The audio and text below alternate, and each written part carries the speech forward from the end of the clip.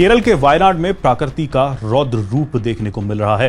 कहीं गांव बह गए, सड़कें और पुल पानी में समा गए और नदियों में पानी के बहाव में बहती हुई लाशें दिखी। दक्षिण राज्य के एक हिस्से से कुछ ऐसी ही खौफनाक तस्वीरें सामने आ रही हैं। जैसे ही वायनाड में मूसलाधार बारिश हुई, चूरलमाला गांव का एक बड़ा हिस्सा बह गया। ये शहर के सबसे बड़े भीषण भूस्खलन में से एक है।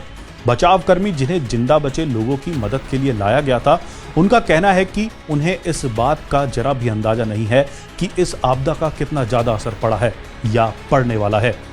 रात 2 बजे से सुबह 6 बजे के बीच इलाके में एक के बाद एक 3 भूस्खलन हुए। भारी भूस्खलन के बाद दुकानों और गाड़ियों सहित चूरलमाला शहर का एक हिस्सा पूरी तरह से नष्ट हो गया। जिला प्रशासन ने 8 लोगों की मौत की पुष्टि की है, लेकिन अधिकारियों को डर है कि ये संख्या ज्यादा भी हो सकती है, क्योंकि इलाके का एक बड़ा हिस्सा विनाश के कारण अभी पहुंच से दूर है। अट्टमाला में ग्रामीणों को नदी में 6 शव मिले, जिनके बारे में उनका कहना है कि वे मुंडकक्कई से बहकर आए होंगे। लोगों ने बताया कि 8 मीटर लंबी नदी अब उग्र नदी की तरह बह रही है।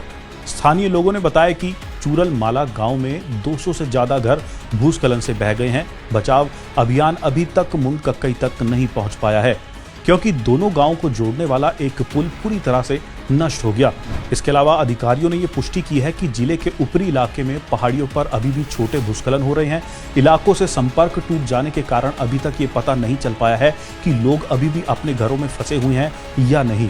इसी सड़क पर चूरलमाला से कुछ किलोमीटर दूर मुंडकक्कई गांव में ये पता नहीं लगाया जा सका है कि आपदा कितनी खौफनाक है, क्योंकि पूरा इलाका अलग थलग ही पड़ गया है। वायनाड भूस्खलन से मरने वालों की संख्या बढ़कर 63 हो गई है। केंद्रीय गृह मंत्री अमित शाह ने केरल के मुख्यमंत्री पिनरई विजयन से बात की और वायनाड के हालात का जायजा लिया।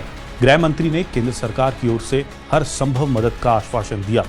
IAF के अधिकारियों ने यह बताया कि भारतीय वायुसेना ने केरल सरकार और NDRF अधिकारियों के समन्वय में वायनाड में बचाव और राहत कार्यों के लिए एक MY-17 और एक ALH ध्रुव हेलीकॉप्टर तैनात किए हैं।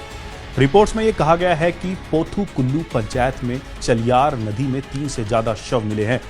मेपडी की ढलान से निकलने वाली नदियां चालियार की सहायक नदियां हैं।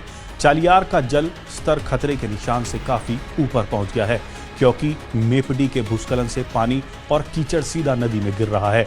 वेलिंगटन कुन्नूर से सेना की टीम रेस्क्यू ऑपरेशन करने और मुंडकक्कई तक पहुंचने के लिए एक पुल बनाने के लिए वायनाड पहुंच गई है। स्थानीय लोग अलग अलग दूर दराज के गांवों में बचाव कार्यों में लगे हैं।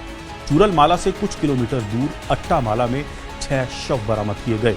मेपडी, विथरी और वुंडुवंचल सहित इकोसिस्टम के हिसाब से संवेदनशील इलाके हैं।